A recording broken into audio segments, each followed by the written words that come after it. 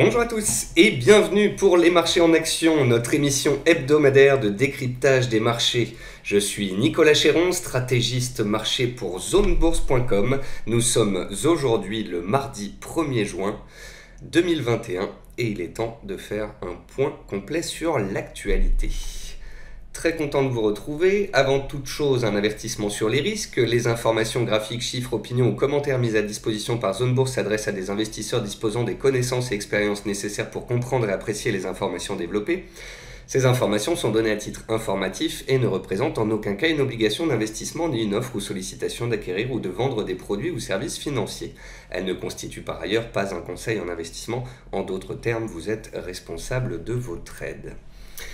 Les rendez-vous Zone Bourse toute la semaine, vous avez tous les matins le morning meeting d'Anthony Bondin sur le site Zone Bourse, version audio, version écrite. Tous les jours, Planète Bourse, la revue de presse de Roxane Nojac et également son point hebdomadaire Pump and Dump le vendredi après-midi.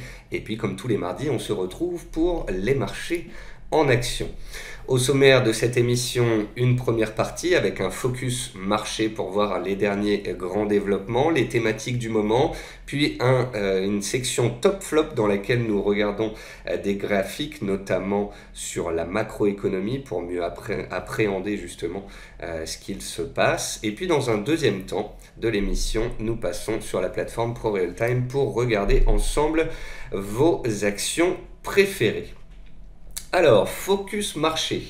Dow Jones et S&P 500 font du surplace à 1% de leur record historique respectif. Le Nasdaq 100 devra dépasser les 13 750 points qu'il est en train de challenger pour espérer retrouver ses plus hauts historiques avec un petit train de retard.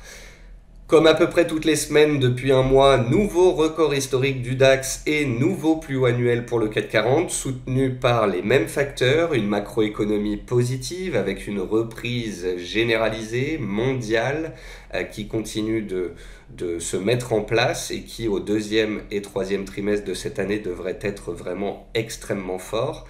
Les bons résultats d'entreprise, on a eu récemment les publications de résultats, on a eu plus de 85% des entreprises qui ont battu le consensus aux États-Unis, c'est un record historique. Les programmes des banques centrales, bien évidemment, qui sont en soutien, avec des taux bas et des programmes de quantitative easing. Et puis, bien évidemment, on l'a vu dans les dernières émissions, il y a aussi de plus en plus de programmes de buyback. Les programmes de buyback, ce sont des rachats d'actions par les entreprises, ce qui, lorsqu'elles l'annoncent, eh bien, soutient leur cours. On notera que les marchés se normalisent avec le dégonflement des poches spéculatives, comme les IPO, donc les introductions boursières, les SPAC, qui sont aussi une sorte d'introduction boursière. C'est des véhicules d'investissement à qui on va faire un chèque en blanc en espérant qu'ils arrivent à trouver une proie à acheter et un projet à mettre en place. Les SPAC ont réussi à détrôner les IPO l'année dernière, puisque c'est un autre moyen d'introduire des sociétés en bourse. On a eu énormément de spéculations sur les IPO, beaucoup de spéculations sur les SPAC. On a eu aussi ces derniers mois les valeurs les plus shortées par les hedge funds. Souvenez-vous l'affaire GameStop notamment, ou AMC, des titres qui derrière se sont envolés. Et puis on avait bien évidemment beaucoup de néo-traders, de nouveaux entrants qui ont boosté les crypto-monnaies en début d'année. Et puis ces dernières semaines, on est revenu un peu à la normale. Donc on avait des poches spéculatives, IPO, SPAC, valeurs les plus shortées, crypto-monnaies. Et toutes ces poches se sont dégonflées ces derniers mois, mais sans faire vaciller le reste du marché. Ce qui est plutôt sain, ce qui nous montre qu'on est globalement dans des marchés haussiers sur toutes les places et que l'ultra spéculation peut être due au Covid, au fait que les gens étaient confinés chez eux ou bien pendant l'hiver, le fait que tout le monde avait un peu envie de profiter de cette manne, de cette hausse engendrée par les banques centrales fin d'année dernière et début d'année. Eh bien tout cela est peut-être en train de se calmer. Et puis on arrive, ne serait-ce que pour prendre l'exemple de la France, on arrive au mois de juin, il commence à faire beau, on a permis aux gens de sortir. Donc sur tout ce qui est spéculation de court terme, ça risque de se calmer un petit peu. Et c'est là où les investisseurs de moyen terme, les investisseurs qui sont globalement investis sur le marché et se laissent porter plutôt que de s'énerver tous les jours à essayer de trouver la small cap qui va décaler, eh bien c'est là que ces investisseurs, eux, profitent en se laissant porter notamment par les mid et les big caps surtout, qui ont repris le lead, qui ont repris le flambeau ces dernières semaines. L'économie mondiale devrait croître de 5,8% cette année et de 4,4% l'année prochaine, a déclaré l'OCDE, relevant ses estimations de 5,6% et 4% respectivement dans ses dernières prévisions publiées en mars. Ces dernières semaines, c'était plutôt des révisions à la baisse sur la croissance en Europe notamment qu'on avait pu constater. Et là, de nouveau, on a des révisions à la hausse pour cette année, pour l'année prochaine. Donc on a quand même un cadre global de croissance, de reprise majeure, le fameux effet rebond post-Covid. Dans les 2 semaines qui viennent, on va avoir des grands rendez-vous, c'est-à-dire que les catalyseurs, je vous en ai parlé, c'est la macro, les bons résultats, les programmes des banques centrales, les programmes de buyback, et depuis 2-3 semaines, on n'a pas vraiment de nouveautés à se mettre sous la dent. Et ce seront vraiment les discours des banquiers centraux qui vont donner la marche à suivre pour cet été. Le 10 juin, on a la BCE, le 16 juin, on a la Fed. Et à ce moment-là, les banquiers centraux vont s'exprimer sur ce regain d'inflation que l'on a pu constater ces dernières semaines et sur l'éventuelle mise en place d'un tapering. Alors qu'est-ce que le tapering? Eh bien c'est tout simplement le ralentissement des achats d'actifs. Tous les mois, la Fed et la BCE injectent des milliards dans les marchés, ce qui les soutient artificiellement. Et maintenant qu'on a une reprise de la croissance, une baisse du chômage aux États-Unis, un retour de l'inflation, eh bien les banques centrales se disent qu'elles vont réduire progressivement les soutiens qu'elles vont donner au marché, et ça peut bien évidemment engendrer de la volatilité. C'est pas ça qui peut faire vaciller les marchés à moyen long terme, mais ça peut enregistrer peut-être engendrer une correction estivale, fonction de la dialectique des mots qu'utiliseront à ce moment-là les banquiers centraux.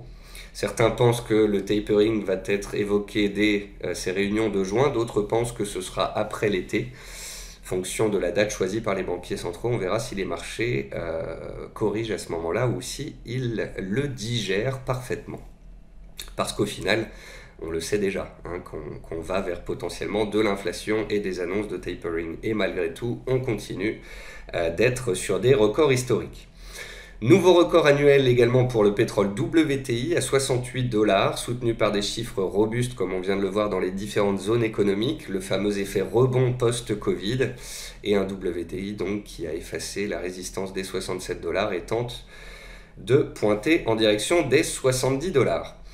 Sinon, sur les métaux précieux, l'or et l'argent continuent de grignoter gentiment à la hausse. Dans le calme, c'est faible volatilité, mais c'est un peu comme le CAC 40, ça monte petit à petit. Et puis, on notera que le Bitcoin tente de se stabiliser sur les 30 000 $ après avoir perdu 50%. Perdre 50%, le Bitcoin l'a déjà fait une dizaine de fois, donc c'est pas parce qu'il a perdu 50% que c'est la fin des cryptos, mais c'était peut-être tout simplement la fin d'un des marchés haussiers qu'a connu le monde des cryptos. On va passer au top flop, notamment des graphiques qui vont nous aider à visualiser tout ce que je viens de vous raconter. Le E-word, donc c'est inflation. Ici, c'est l'inflation en Allemagne et vous voyez que l'inflation est en train de revenir sur des plus hauts de 10-15 ans. Donc on a une inflation qui est de retour en Europe. On a une inflation qui est également très forte aux États-Unis. On a des prix de l'immobilier aux États-Unis qui battent des nouveaux records historiques et qui s'envolent, et ce qui bien évidemment engendre de l'inflation. La question c'est, est-ce que cette inflation est durable ou est-elle temporaire? Est-ce qu'on n'a pas une euphorie actuellement sur le marché de l'immobilier aux États-Unis et est-ce que cette euphorie pourrait se calmer? Lorsqu'on regarde le dernier rapport Conference Board et qu'on regarde le Home Buying Plans et qu'on demande en fait aux gens si ils ont comme projet eh bien, d'acheter de l'immobilier, on peut constater que lors de la dernière étude, le chiffre est tombé vraiment fort.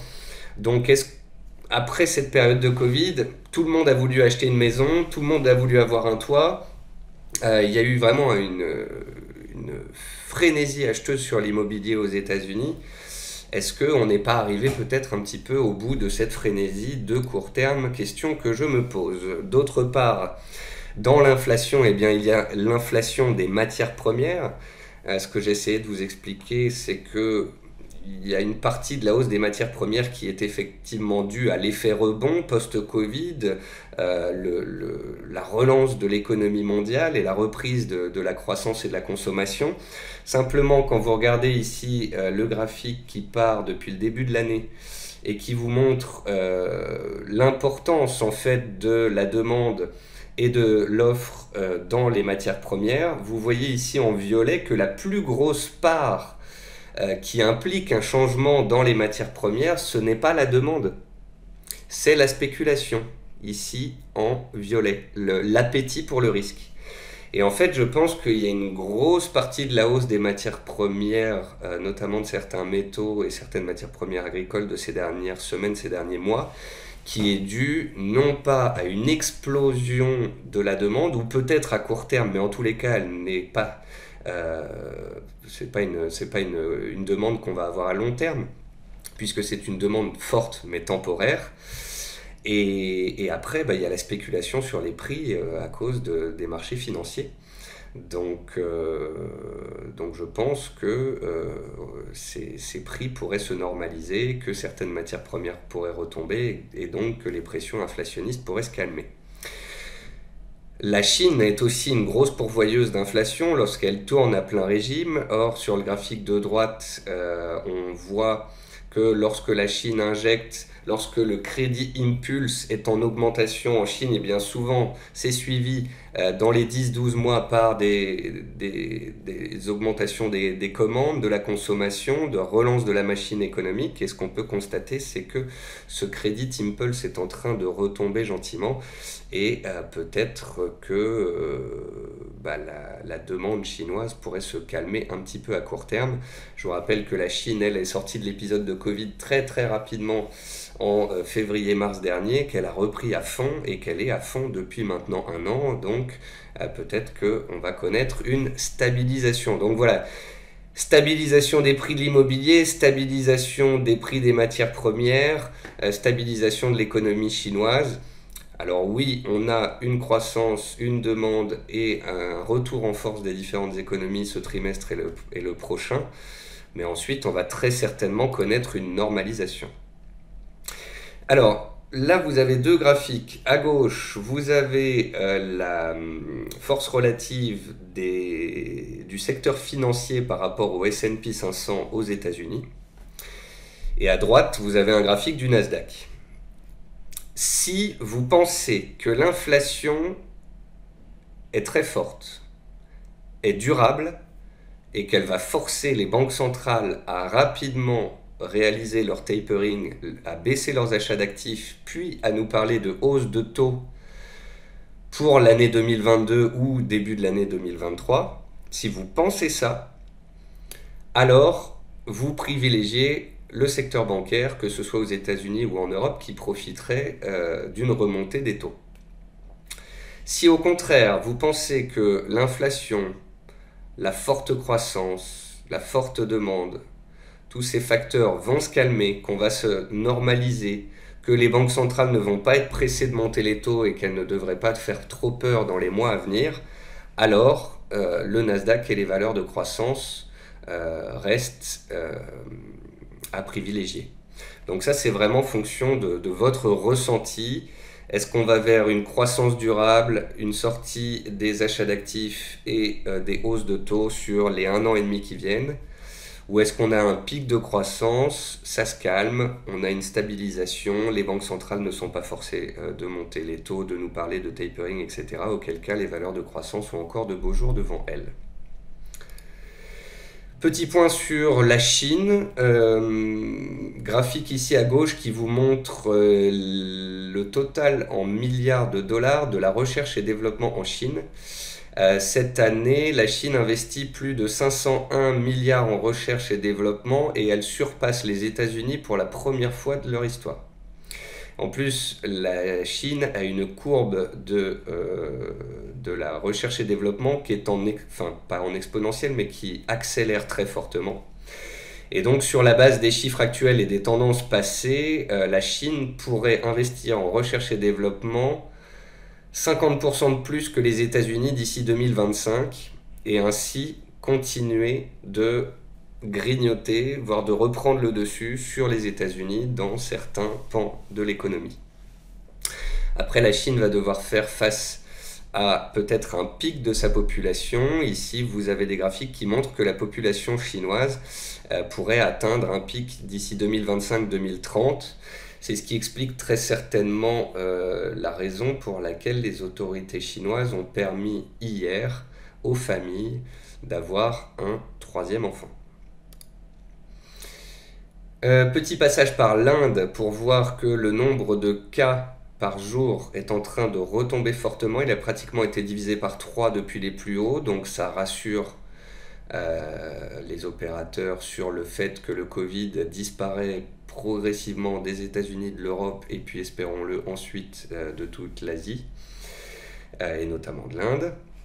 À droite ici vous avez un graphique du CAC 40 qui vous montre que le CAC 40 est tout puissant en ce moment. Pourquoi est-ce que je vous ai choisi ce graphique là? C'était tout simplement pour vous dire que lorsque on a 3 indices et qu'on a un indice très fort et un indice plus faible, si on veut acheter, on achète le fort. Si on veut shorter, jouer la baisse, se couvrir, on le fait sur les faibles. Raison pour laquelle vous ne m'avez pas vu parler d'un seul short sur le CAC 40 depuis au moins 2-3 mois. Le seul indice que je short lorsque je sens qu'on est sous des résistances et que le marché peut reculer un petit peu, c'est le Nasdaq, puisque le Nasdaq est en sous-performance en ce moment.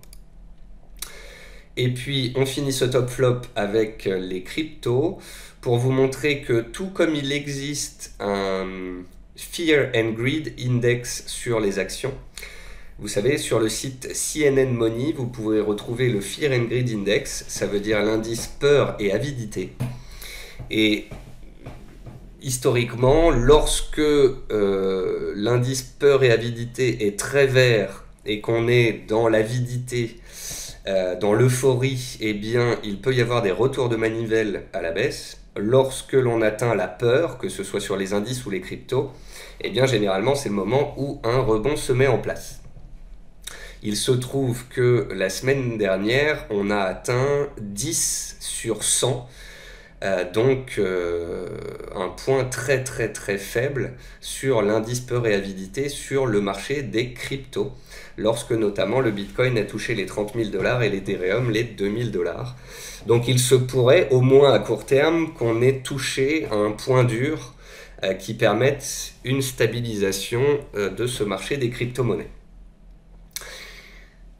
Mais on garde à l'esprit, si on est acheteur de crypto-monnaies à moyen terme, qu'il y a de plus en plus d'analystes qui font des projections baissières, laissant entendre qu'il manque encore une vague baissière sur les cryptos.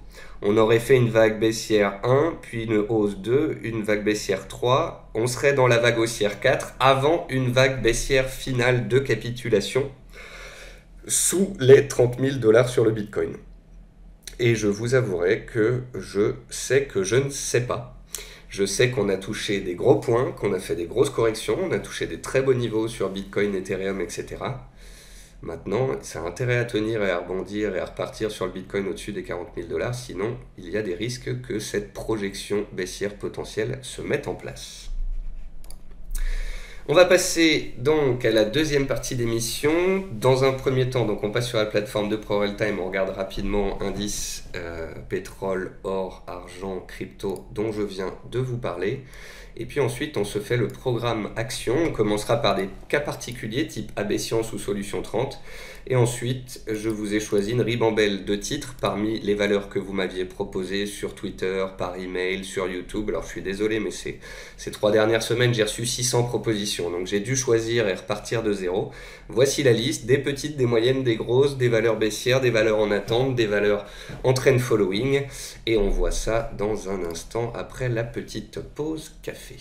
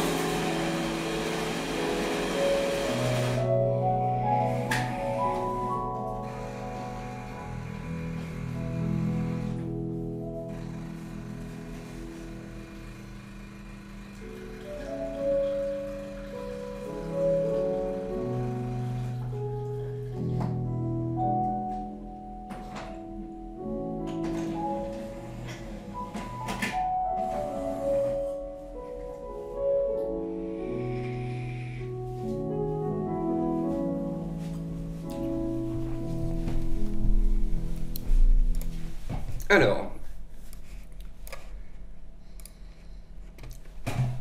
on commence comme d'habitude avec le CAC 40. Le CAC 40 sur un long fleuve tranquille. Vous avez eu ici l'élection américaine et le vaccin. Depuis, ça nous a mis dans un beau trend haussier. On a dépassé les records de 2020 qui étaient sur les 6100 points.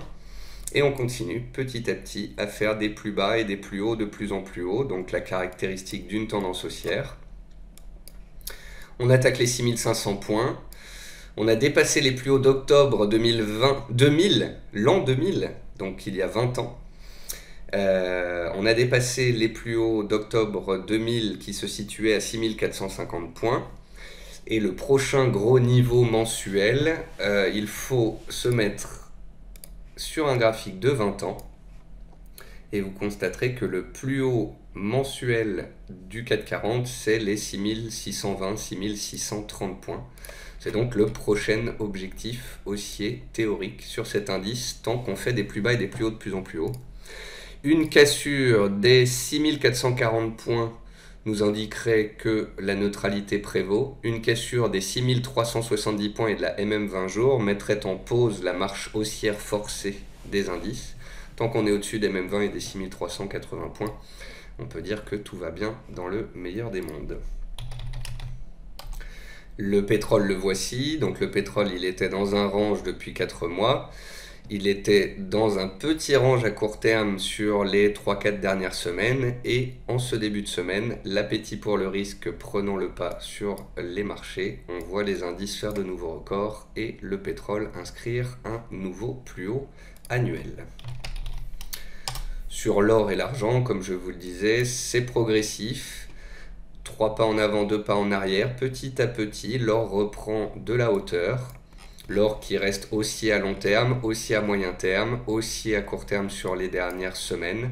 Après, pour ceux qui attendent un éventuel pullback, un éventuel repli pour pouvoir se placer, un retour en direction des 1850 $, pourrait être l'occasion d'essayer de rentrer à meilleur prix. Sur les cours de l'argent, on est toujours soutenu, toujours haussier à long terme, à moyen terme, à court terme. J'aime beaucoup les cours de l'argent, comme vous le savez si vous écoutez régulièrement mes émissions. On a une barrière à casser qui correspond au plus haut d'il y a 2 semaines à peu près à 28,80, $29. On avait déjà échoué sous ce niveau intermédiaire le 1er septembre 2020 et il avait fait blocus aussi début février. Donc 28,80 à casser, et puis au-dessus le gros morceau que j'appelle le bouchon de champagne à $30. Si un jour les $30 sont passés sur l'argent, je pense qu'à ce moment-là on connaîtra une belle accélération, puisque au-dessus de ce seuil on pourra avoir tous les achats de spéculateurs et puis aussi tous les vendeurs des derniers mois qui se retrouveraient forcés de se racheter. Et puis concernant le Bitcoin, le voici. Il était en très belle tendance haussière. Il nous a fait là-haut une sorte de rounding top qui a fait son effet très rapidement. On a perdu 50%, on est revenu sur les 30 000 $. Il faut absolument tenir cette zone de prix pour qu'à terme on arrive à repasser 41 42 000 $ et à relancer une dynamique haussière. Si ce n'est pas le cas, eh bien le scénario des baissiers, ce serait une nouvelle jambe baissière en direction des 20 000 $. Moi, je sais que je ne sais pas, mais dans une optique de long terme, si on revoyait les 20 000 $, ceux qui font de l'investissement long terme en DCA avec des achats mensuels seraient bien contents de pouvoir en avoir pas cher. On va passer aux actions et on va commencer par un premier cas particulier, le cas de Solution 30.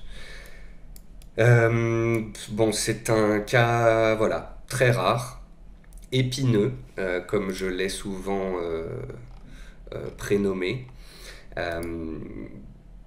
Ernst & Young n'a pas pu valider les comptes de la société, le titre a perdu 70%, la direction a essayé de rassurer et a demandé quelques mois à ses actionnaires.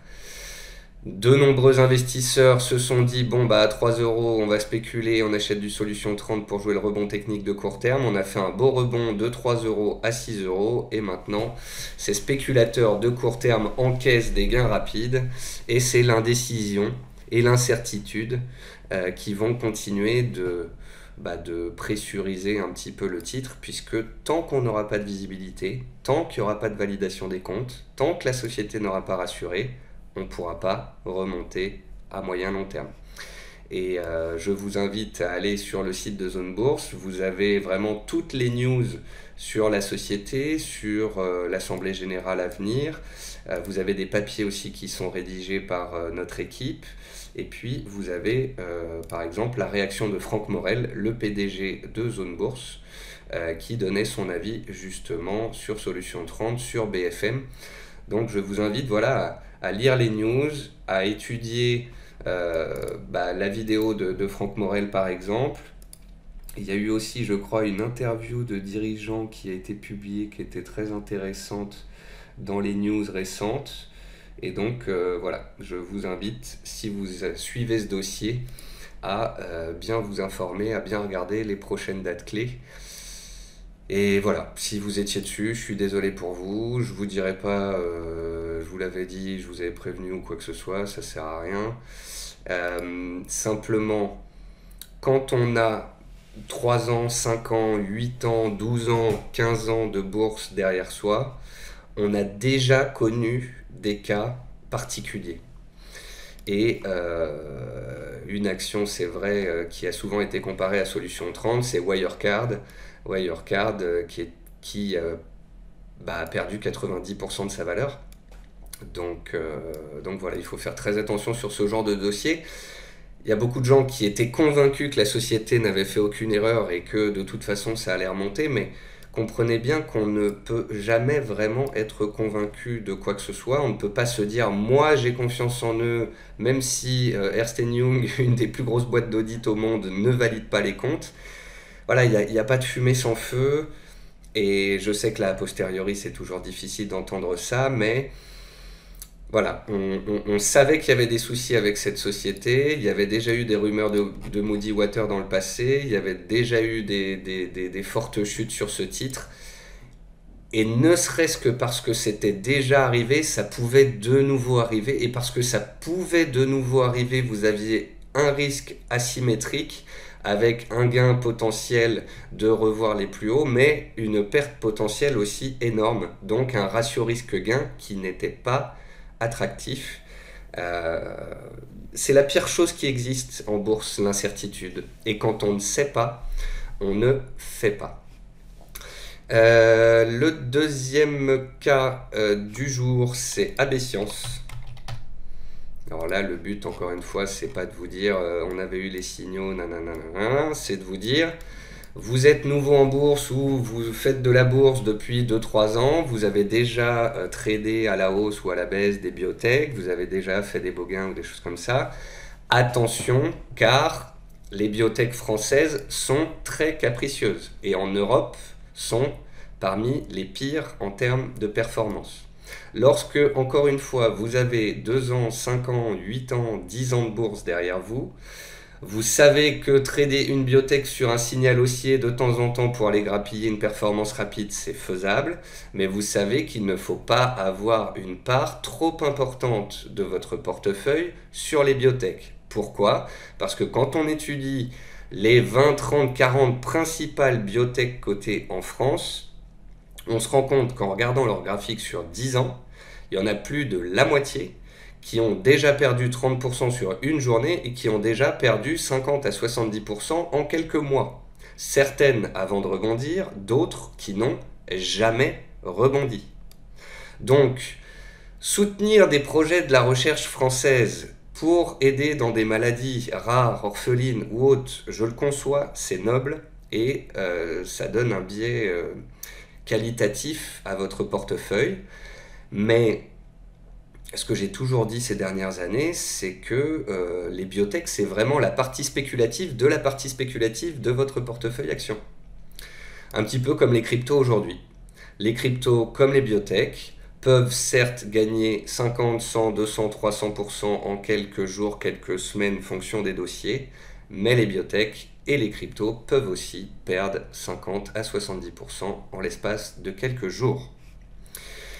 Et comme l'écrit l'AFP, c'est l'AFP, l'AOF, la reprise de cotation s'annonce cauchemardesque sur AB Science. AB Science qui avait mis en avant le massitinib depuis plusieurs années et qui là fait marche arrière, donc c'est vraiment un coup dur. Alors certains diront c'était pas envisageable. Je vous invite quand même, si vous aimez les biotech, à lire David Renan, sur Twitter notamment. David qui suit les biotech avec qui je discute souvent parce qu'il les connaît toutes.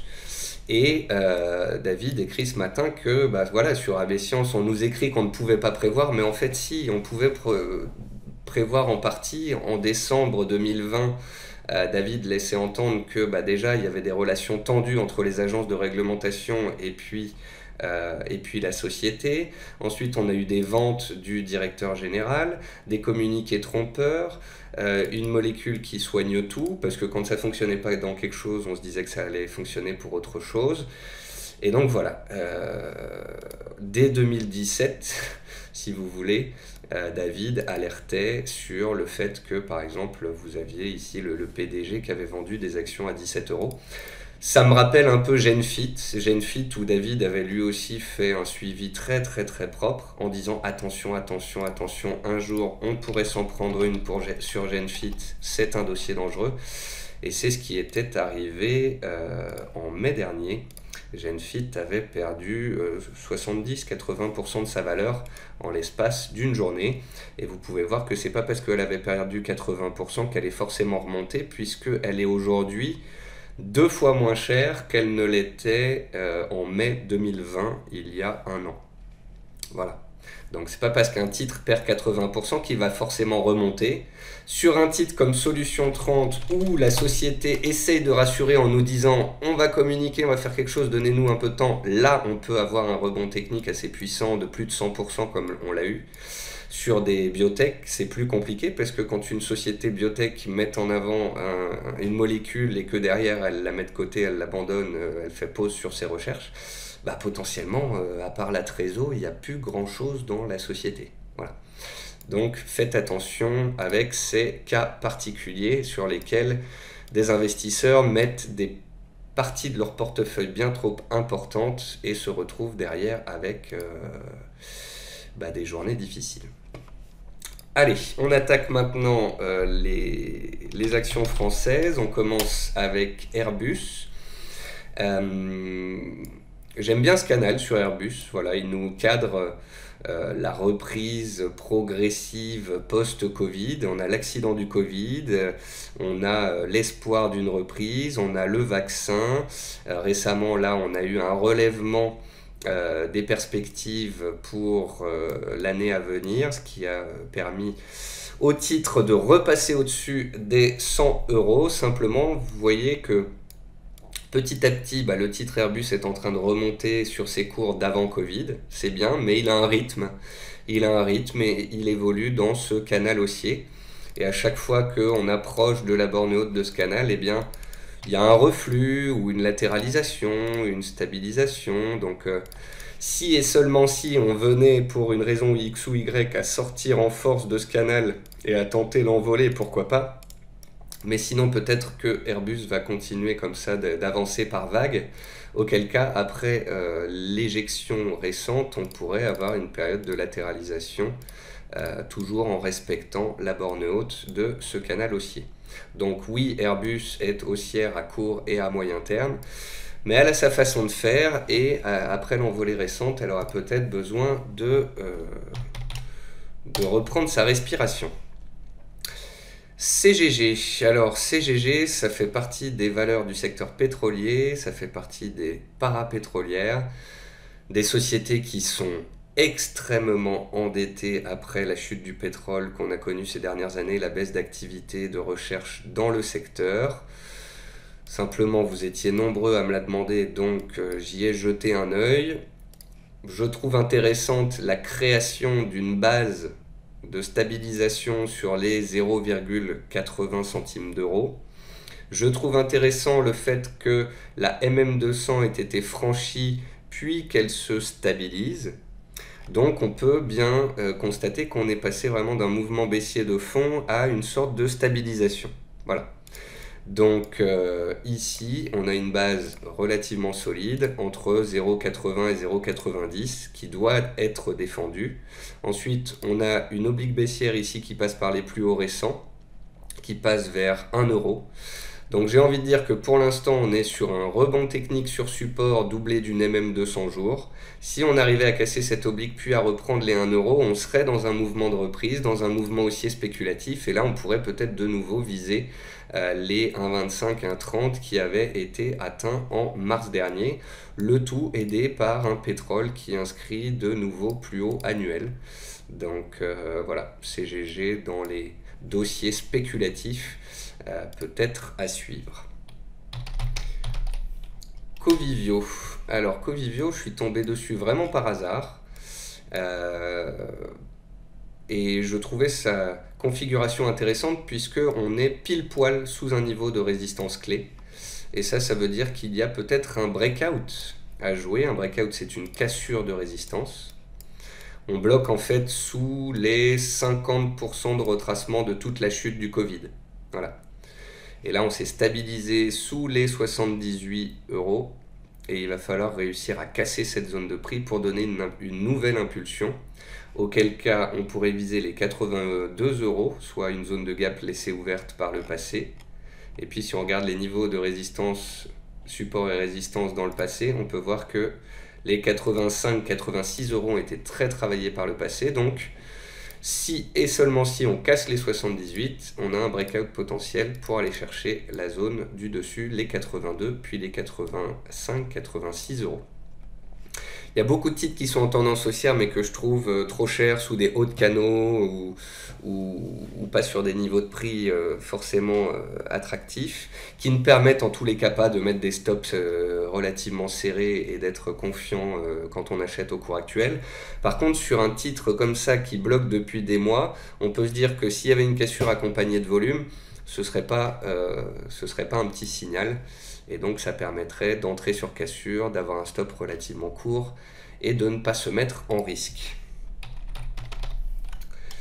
Makeia Group, alors c'était juste pour vous montrer que la valeur était quand même extrêmement baissière à moyen long terme, que jusque l'année dernière c'était une valeur qui cotait pratiquement pas avec de très très faibles volumes. Et puis là on assiste enfin à une stabilisation. Il y a un moment donné où on appelait cette configuration le retour du phénix. C'est-à-dire que quand je faisais des émissions en 2018, tout était haussier. Et puis fin 2018, on a tout cassé. On a cassé des obliques haussières. On avait appelé ça... Ah zut, je me souviens plus. Tendance haussière cassée, un jouet cassé. Donc quand on avait une belle tendance qui cassait, on appelait ça le jouet cassé, puis on laissait la consolidation, la correction se faire. En 2019, on a eu pas mal de titres qui étaient comme ça posés sur leur plus bas et puis qui ont tenté de se reprendre. Et lorsqu'ils y arrivaient, on appelait ça eh bien, le retour du phénix. Là, on a déjà un point positif qui est qu'on arrête de baisser et qu'on se stabilise. Mais j'aimerais, et c'est pour ça que j'ai choisi cette valeur, vous rappeler que c'est pas parce qu'on arrête de baisser qu'on va monter.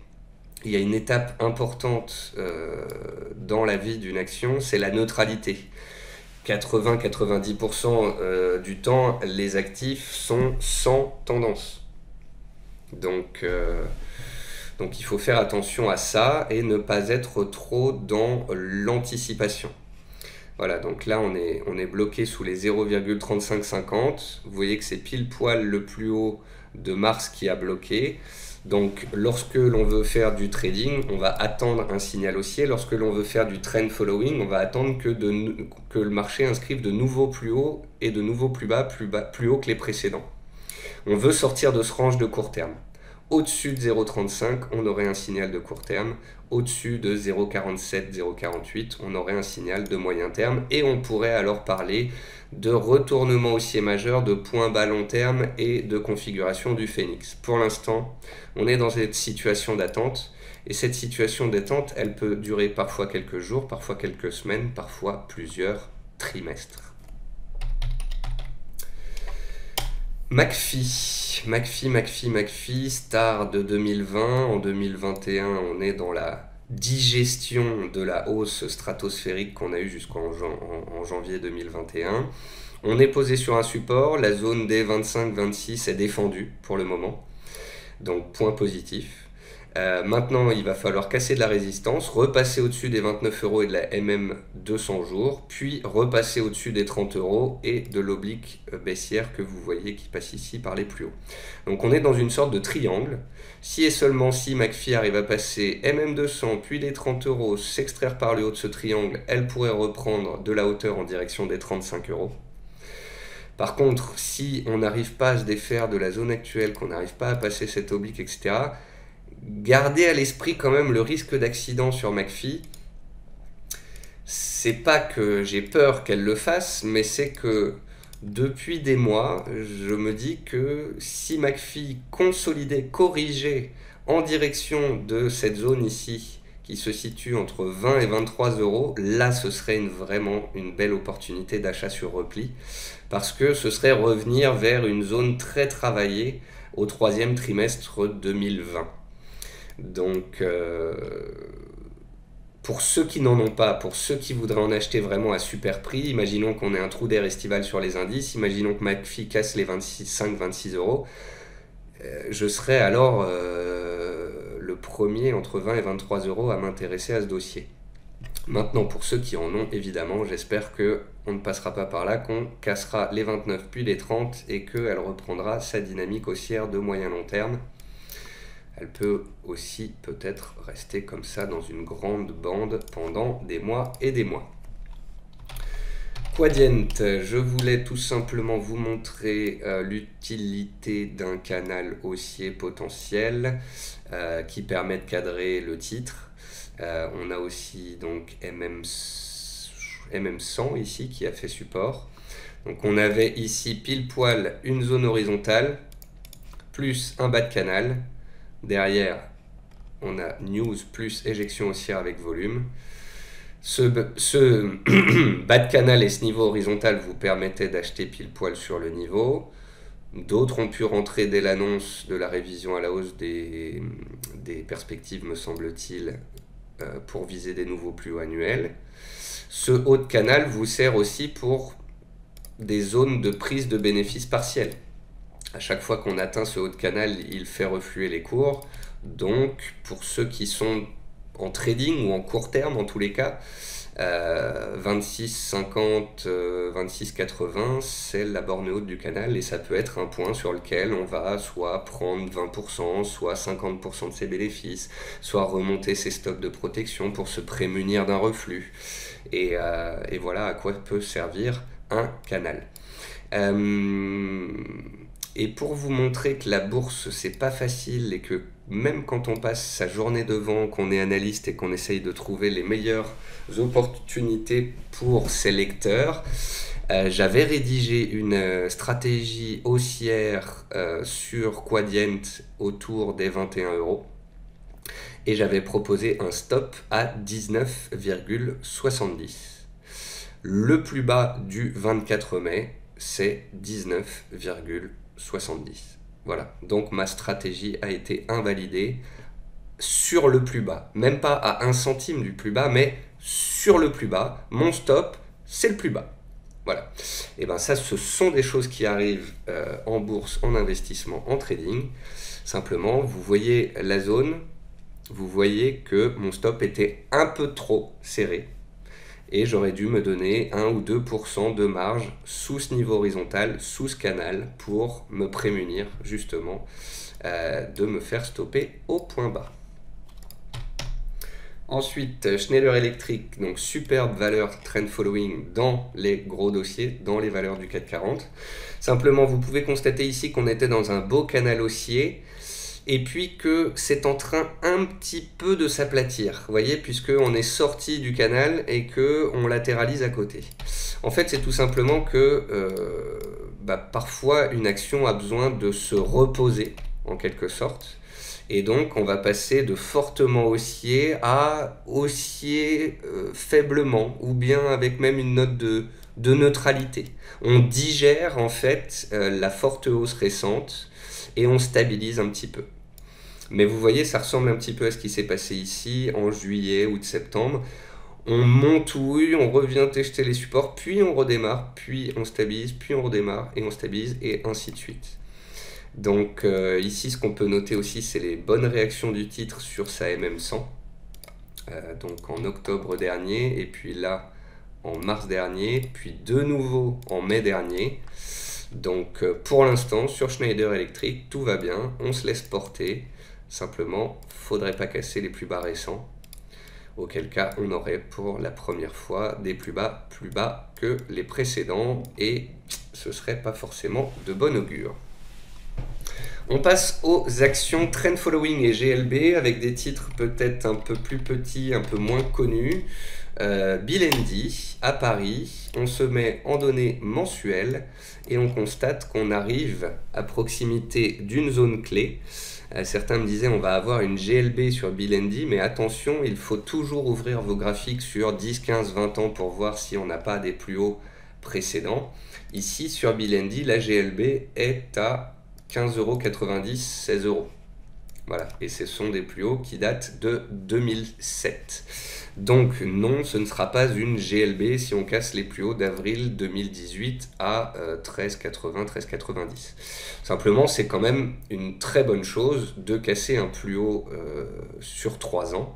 Ça montre bien quand même la puissance du titre et l'envie des opérateurs d'aller voir plus haut, de penser que le dossier, en tous les cas, vaut plus que ces dernières années. Donc, ici, à 13,80, 13,90, on a une résistance. Et si on arrive à la passer, le prochain objectif, c'est la GLB sur les plus hauts historiques. La GLB qui se trouve donc ici, hop, vers 15,90 €.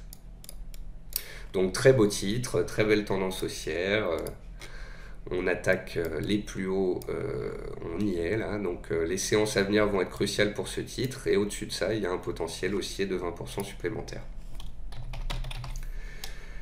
Katana Group est bien recherché ces dernières séances. Pourquoi? Eh bien parce que la société va publier ses résultats. Les résultats seront publiés demain, me semble-t-il. Chez Zone Bourse, on aime beaucoup tout ce qui est plaisir. On a acheté dans les portefeuilles Zone Bourse du Axel Group, c'est du vélo, du Piaggio, c'est des scooters, du Trigano, c'est des caravanes, du Malibu Boats, ce sont des bateaux aux États-Unis. Alors c'est vrai qu'on n'a pas acheté de Katana, qui sont des navires de plaisance, mais c'est la thématique du moment. Les gens vont se faire déconfiner, vont ressortir, vont vouloir se faire plaisir, et c'est potentiellement Katana qui pourrait en profiter. Donc attention, hein, on a cassé le niveau des 3,80, on a pris 10%. À vous maintenant de voir comment vous gérez votre exposition, votre position, sachant que la société va publier demain. À noter également que les acheteurs ont acheté la rumeur, donc vont-ils vendre la nouvelle? Si l'action par exemple devait ouvrir très haut, très fort, très vite, peut-être qu'on assisterait par la suite à des prises de bénéfices. Donc tout dépend du niveau auquel on va ouvrir après la publication des résultats. En parcourant mes graphiques et en regardant des titres en attente, j'ai trouvé aussi Gossin. C'est intéressant de constater que sur certains titres, on a une latéralisation qui dure pendant des mois jusqu'à ce que la moyenne mobile à 200 périodes arrive en soutien. Donc ce ne sont pas en fait les cours qui chutent vers la moyenne mobile, mais la moyenne mobile qui vient progressivement en soutien du titre. Donc bon, on a quand même une tendance extrêmement neutre hein, sur les 6 derniers mois. C'est un petit peu comme McPhee, Gossin, ça a été une des stars de 2020. Il ne faudrait pas oublier qu'elle est passée de 1 € à 13 €. Donc forcément, un peu comme McPhee, un peu comme Median Technologies, un peu comme Biocorp, des titres qui ont cartonné en 2020 ont besoin en 2021 eh bien, de respirer, de consolider. Ici, on a un très beau support à 8 €, 8,10 €, MM200 plus zone horizontale, ce qui permet à ceux qui sont acheteurs dessus depuis les dernières semaines sur le support de savoir exactement où mettre leur stock de protection. Pour ce qui est d'accélérer, c'est un petit peu comme McPhee et d'autres. On peut tracer des obliques baissières passant par tous les plus hauts des derniers mois. Et il faudra réussir à casser ces obliques avec des news, avec du volume, avec des bonnes perspectives pour pouvoir relancer la machine. Donc il y a ceux qui font du trading en spéculatif, qui essayent d'acheter au plus proche du support avec un stop serré dessous en se disant qui vivra verra. Et puis il y a ceux qui préfèrent le trend following, attendre que les opérateurs reviennent sur le dossier, qu'on casse des résistances, qu'on passe les 9,20 € et l'oblique baissière pour s'y intéresser de nouveau. Autre superbe valeur trend following de 2020, Guillemot. Et là, ce que je trouve intéressant, c'est cette oblique haussière qui passe par tous les plus bas et cette oblique passe à 12,70 €, 13 €. Quelqu'un me disait, voilà, j'aimerais bien acheter du Guillemot sur repli. Qu'entrevois-tu comme repli éventuel tout en restant haussier? Revenir vers 12,70, ce serait l'opportunité d'acheter plus bas, moins cher, plus proche des supports et de l'oblique haussière ici qui passe par tous les plus bas depuis un an. Donc un petit retour à 13 € pour les acheteurs retardataires pour viser, l'objectif théorique, c'est le haut du range dans lequel nous sommes depuis plusieurs semaines, la zone des 16 €, 16,50 €. Median Technologies dont je vous parlais il y a quelques instants justement, hop, elle est là. Et donc vous voyez, parfois il faut laisser du temps au temps. Sur Median, on a fait donc très forte hausse au premier semestre 2020. Ensuite, il a fallu 6 mois de consolidation horizontale avant que l'on redémarre. Vous voyez que le titre s'est posé à plat et que c'est la moyenne mobile à 200 périodes qui est arrivée. Et lorsque les prix se sont retrouvés à proximité de la moyenne mobile à 200 périodes, on a eu des bonnes nouvelles, on a eu un redémarrage aussi avec volume. Et puis de nouveau, là, on a une sorte de haut-solidation, c'est-à-dire de hausse, mais avec des périodes de consolidation à l'intérieur de cette dernière. Alors là, ce qu'on peut constater, c'est qu'on est sur le haut du canal haussier, et c'est peut-être ça qui bloque un petit peu les cours à court terme. On approche en plus des 16 euros, c'est la GLB, c'est le plus haut historique sur Mediantech. Donc en l'absence de news, on peut éventualiser une latéralisation entre 13 et 15 pendant quelques semaines, comme elle l'a fait par le passé à maintes reprises. Et puis si cette latéralisation devait se solder par la publication d'une bonne nouvelle, eh bien on pourrait à ce moment-là aller chercher les 16 euros, le plus haut historique qui date de 2011, et ainsi faire une GLB sur Median Technologies. Si vous ne savez pas ce que c'est qu'une GLB, vous allez dans Google, vous tapez spécial GLB, et là vous allez trouver une émission qui date de février 2021 où j'ai passé toute une partie de l'émission à expliquer ce que c'est qu'une GLB. Vous avez maintenant dans les descriptifs des vidéos sur YouTube le sommaire, hein, donc vous pouvez aller directement sur le focus sur la Green Line Breakout, et là je vous ai fait une demi-heure d'exemple de GLB. Qu'est-ce qu'une GLB? Définition, exemple, la totale. Donc pour ceux qui ne connaissent pas, je vous invite à faire un tour dessus. En tous les cas, Median Technologies, pour moi, c'est pas du trading, encore une fois, c'est de la valeur de moyen long terme. Et on se laisse porter, tant qu'on fait des plus bas et des plus hauts de plus en plus haut, tant qu'on a un news flow positif, il n'y a aucune raison de sortir de ce dossier. Alors après, il y a ceux qui s'excitent, hein, qui rentrent ici, qui font du trading, qui prennent 20%, qui sortent, puis qui essayent de la reprendre, puis qui se font avoir sur un pullback, machin. Est-ce qu'il vaut mieux se tuer à la tâche, être devant les écrans tous les jours, se prendre de temps en temps un gain, un stop, et puis réussir à extraire un peu de performance? Ou est-ce qu'en fait, il suffirait pas d'acheter sur un signal fort, comme ici à 9 euros, puis de se laisser porter pendant 6 mois? Je vous pose la question.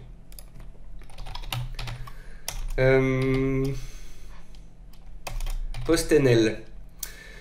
On va à Amsterdam, on va sur PostNL qui est une star du trend following en 2020 et en 2021. Vraiment, la valeur a littéralement cartonné. Ce qui me dérange un peu, c'est que on est sur une oblique haute qui bloque les prix. On est sur une oblique haute qui bloque les prix. On a touché un seuil psychologique, les 5 euros. Et là, je me suis dit, tiens, si j'allais voir dans le passé pour voir si ça correspondait à un niveau majeur. Et lorsque j'ai ouvert le graphique sur les 10 dernières années, quelle ne fut pas ma surprise de constater que les 5 euros, c'était le point haut en 2012. Les 5 euros, c'était le point haut en 2016. Et les 5 euros, c'est pile poil le seuil qu'on vient d'atteindre après un quintuplement du titre. Donc, c'est magnifique ce qui s'est passé sur ce dossier. C'est un superbe trend following qui dure depuis 1 an. C'est une très belle tendance haussière journalière. Mais on a le haut d'un canal, plus un chiffre psychologique, plus une résistance majeure très long terme qui vient d'être atteinte. Et sauf news extraordinaire, je vois mal ce qui pourrait lui faire passer cela dans les jours, les semaines qui viennent. Et je me dis plutôt que la probabilité d'une consolidation, d'une respiration assez costaud n'aurait rien d'étonnant. Après un rallye de 1 à 5 euros, qu'on repasse de 5 à 4 pour se stabiliser, ne me choquerait pas. Donc, que ce soit un superbe dossier, oui. Si on revient sur des supports majeurs, est-ce que ce serait intéressant? Oui. Mais à court terme, est-ce que c'est attractif d'en acheter? Non. Et pour ceux qui sont dedans, est-ce qu'il faut sortir? Ça, c'est vous qui répondez, mais la question se pose de prendre au moins une partie de ses bénéfices, de remonter peut-être son stop sur une partie de ses positions et d'être prudent après un magnifique rallye ces dernières semaines, ces derniers mois. Ensuite, Sword Group, autre exemple d'une stratégie échouée pour ma part.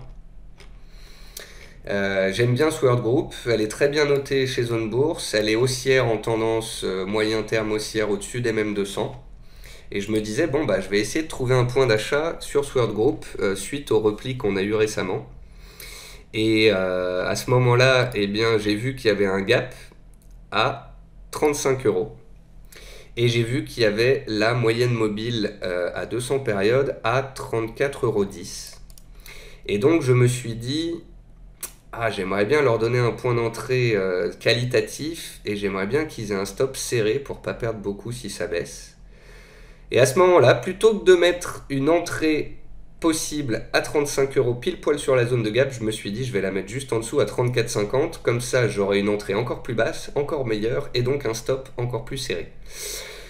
Eh ben oui, mais lorsque l'on veut acheter une bonne valeur sur repli, sur zone clé, eh bien parfois, vouloir grignoter 1,5% sur son seuil d'achat, c'est aussi prendre le risque de louper les 10% de rebond derrière. Donc parfois, il vaut mieux acheter 1 ou 2% plus haut, pile poil sur la zone de gap, que d'être gourmand et de vouloir l'avoir en dessous. Parce que au moins vous êtes sûr que vous êtes dedans. Et que si le titre repart, vous serez dedans. Alors que là, mon entrée a été frôlée à 50 centimes et le titre est reparti de 10% derrière. On passe à la dernière partie de cette émission. On est à 1 heure d'émission, donc ça va, on est dans les temps. Avec Activision. Alors là, c'est pareil. Vraiment, j'ai envie de faire de l'éducatif et pas non plus d'être là... faut acheter ci, faut acheter ça. Je vous ai donné des exemples, hein, des valeurs, des supports à surveiller, des résistances à casser, des choses comme ça. Mais je veux aussi vous montrer ce que moi j'ai comme raisonnement parfois dans mes émissions, dans mes analyses. Parfois là où je suis très bon, certes, mais aussi parfois là où je suis mauvais ou bien je me trompe un petit peu. Donc je vous ai montré Sword Group, je me suis trompé de 50 centimes. Je vous ai montré aussi Quadient où je me suis pris le stop de ma stratégie à 1 centime du plus bas. Ici, je voudrais vous montrer l'action Activision Blizzard, parce qu'en fait, il y a encore les petites flèches de mon analyse de janvier dernier.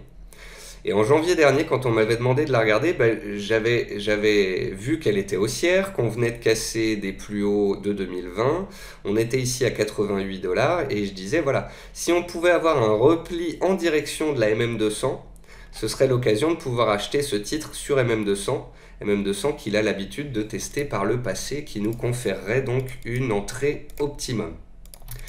Et en fait, ce qui s'est passé, c'est que plutôt que de latéraliser, le titre est parti à la hausse pour mieux consolider.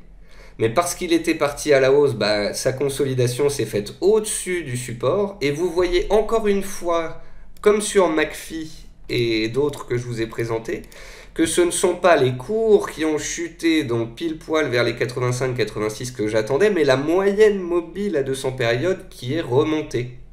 Du coup, on a bel et bien eu une consolidation progressive pendant plusieurs semaines en direction de la MM200, mais vu que la MM200 montait, et vu que les cours partaient de relativement haut, eh bien, on n'a pas été aussi bas que je ne l'attendais, c'est-à-dire à 86 $, et on s'est arrêté à 87,50 $.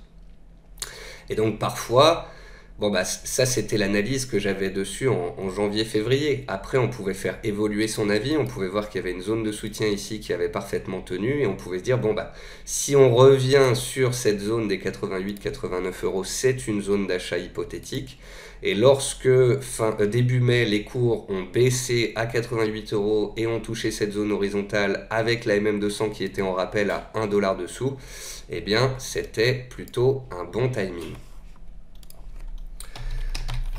Ensuite, Fastned. Fastned, si vous ne connaissez pas cette société, c'est intéressant de regarder. Ça cote à Amsterdam. C'est des spécialistes de la construction et l'exploitation de stations de recharge rapide pour véhicules entièrement électriques.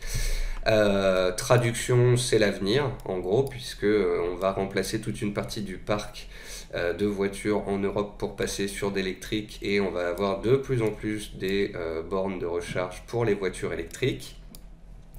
Fastned, une des stars de fin 2020, début 2021, qui a eu besoin par la suite de consolider, aidé par une augmentation de capital qui a fait rechuter les prix. Vous voyez qu'on est revenu sur un niveau horizontal très important et le vendredi 21 mai dernier, on a eu une news sur Fastned. Vous allez sur Zone Bourse, le centre de recharge le plus puissant d'Europe sera installé à Oxford avec Tesla. Donc on a Fastned qui travaille dans les bornes de recharge électrique avec Tesla qui est en train de se développer. Et ça a permis de relancer, de redynamiser le titre ici, le 21 mai, avec des forts volumes. Et donc ce jour-là, sur Fastned, j'ai rédigé une analyse que vous pouvez retrouver sur le site Zone Bourse. Alors quand vous êtes sur une fiche valeur sur le site de Zone Bourse, vous descendez en bas de la page et vous verrez parfois sur certaines actions il y en a, sur d'autres il n'y en a pas. Vous verrez qu'il y a dans Trading Action, vous avez la stratégie. Et donc le 21 mai dernier, j'ai fait une stratégie sur Fastned me disant c'est une bonne nouvelle, on a une impulsion, on a une cassure des MM20 avec volume, ça peut aller plus haut. Et j'avais proposé une entrée à 55 avec un objectif à 72. Donc on a déjà fait les 2/3 du chemin en direction de cet objectif. Et l'objectif, vous voyez, je ne l'ai pas mis sur la résistance à 75, je l'ai mis un petit peu en dessous pour pas être trop gourmand.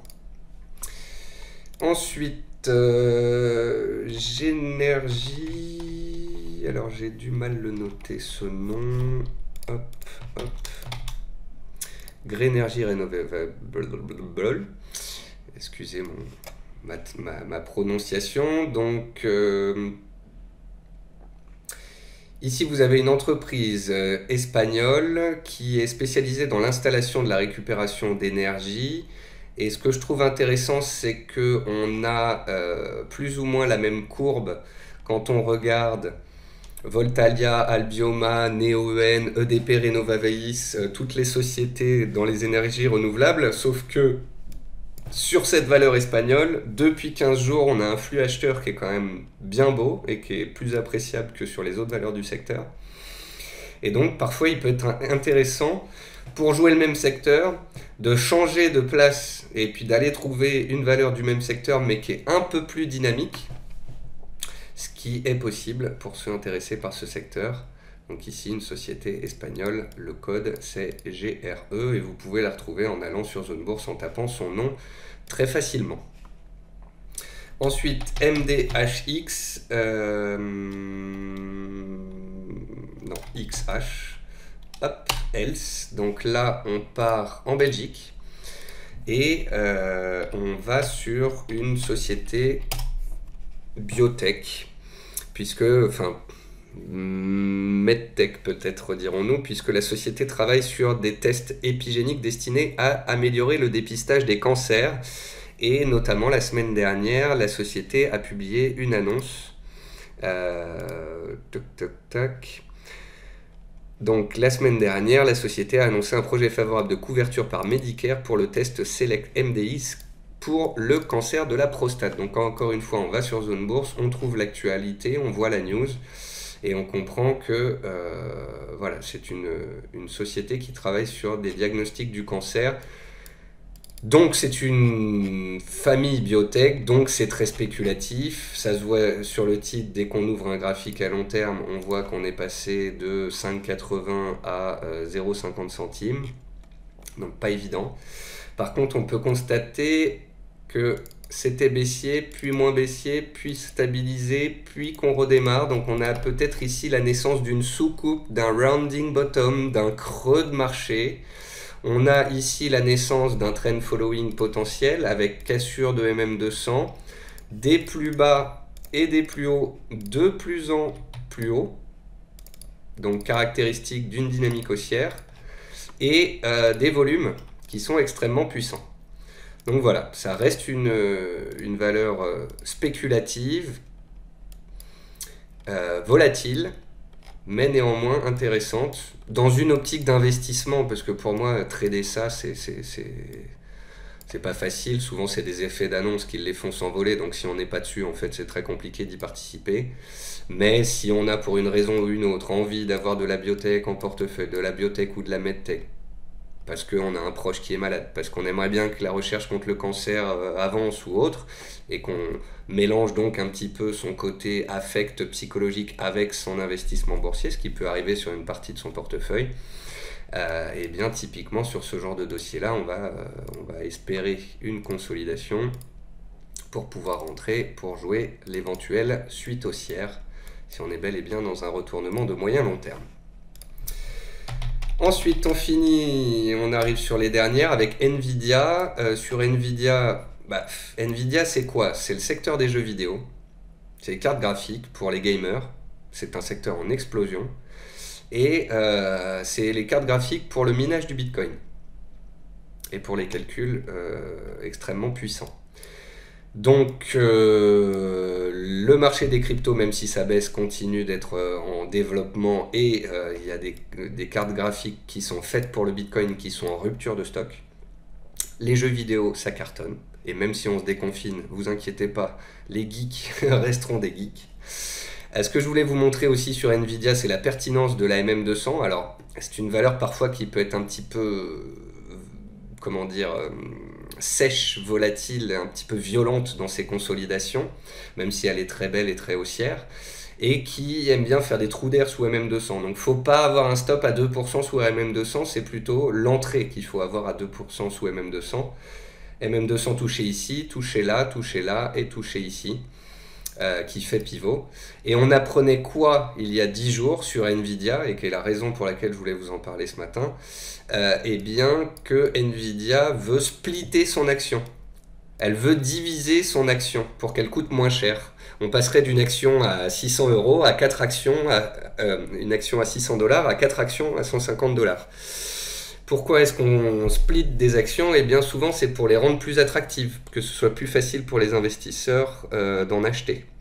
Que quelqu'un qui n'a que 300 $ puisse quand même s'acheter 2 actions Nvidia, alors qu'aujourd'hui, il ne peut pas s'acheter une demi-action, quoique certains courtiers proposent maintenant des fractions d'actions.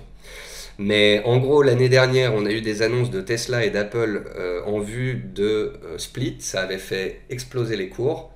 Et donc, il y a 10 jours, quand j'ai vu que Nvidia annonçait son split, j'ai parlé de ça sur Twitter en disant « Attention, un split, généralement, ça a tendance à booster les cours. » Et c'est ce qui est arrivé, puisqu'on a gagné pratiquement 15%. Ensuite, Plain All American Pipeline, société cotée au Nasdaq, société américaine. Pas une notation trop mauvaise sur Zone Bourse, qui, vu son nom, doit être corrélé à l'activité pétrolière, qui est pile poil sur un niveau de résistance. On a le pétrole qui est en train de passer sa résistance, on a le secteur pétrolier parapétrolier qui est plutôt soutenu, donc on pourra surveiller l'éventuelle cassure des 10,60-70 $, les plus hauts récents, ce qui pourrait donner une nouvelle impulsion haussière en direction du coup du niveau technique suivant qui se trouve à 12,30 $. Soit un peu plus de 12-13% au-dessus des cours actuels. Et puis on finit par une magnifique valeur trend following GLB, Signify.